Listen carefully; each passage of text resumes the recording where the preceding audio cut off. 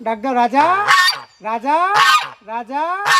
এভাবেই হাঁসের সঙ্গে কথা বলেন জাকির হোসেন। শুধু কথা বলাই নয়, একসঙ্গে হেঁটে চলা, দোকানে গিয়ে জাকিরের সঙ্গে চা খায় হাঁসটি।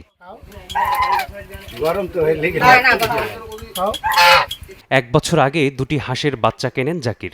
কিছুদিন পর একটি বাচ্চা মারা গেলে সঙ্গীহীন হয় অপরটি। পরে একটু যত্ন নিলে হাঁসের বাচ্চাটির সঙ্গে বন্ধুত্ব হয় তার। সেই ছোটকাল থেকে একভাবে আমি ওরে লালন পালন করে আসি এবং সবসময় আমার কাছে রাখি ওটাকে, এবং সবসময় মানুষের ভিতর রাখি। দোকানে যায় আমার সাথে, চা খায়, তারপর হাটে বাজারে যায় আমার সাথে, ঘোরে, বিভিন্ন জায়গায় যায়, গাড়িতে চলে আমার সাথে, গাড়িতে এভাবেই থাকবে। মানে ওরে এতটা ভালোবাসা আমি দিছি যে ও আমার ছাড়া কিছু বোঝে না। তরকারি দিয়ে একসঙ্গে খাবার খাওয়ার জন্য অপেক্ষা করা ও বিছানায় মলমূত্র ত্যাগ না করা, এমন কিছু আচরণ অবাক করে দেয় জাকিরকে। হাঁসের সঙ্গে মানুষের চেয়েও গভীর সম্পর্ক আছে বলে জানান তিনি। টাকা অনেকেরই আছে, আমার টাকা নাই, কিন্তু তার মানে এই না যে আমি এটারে বিক্রি করবো। এটা আমার সাথে এমন একটা ওর ভালোবাসা আমার ভিতরে আইছে আর আমারটা ওর ভিতরে গেছে, এটা আমি কখনো ছাড়তে পারবো না, কোনো তার বিনিময় না।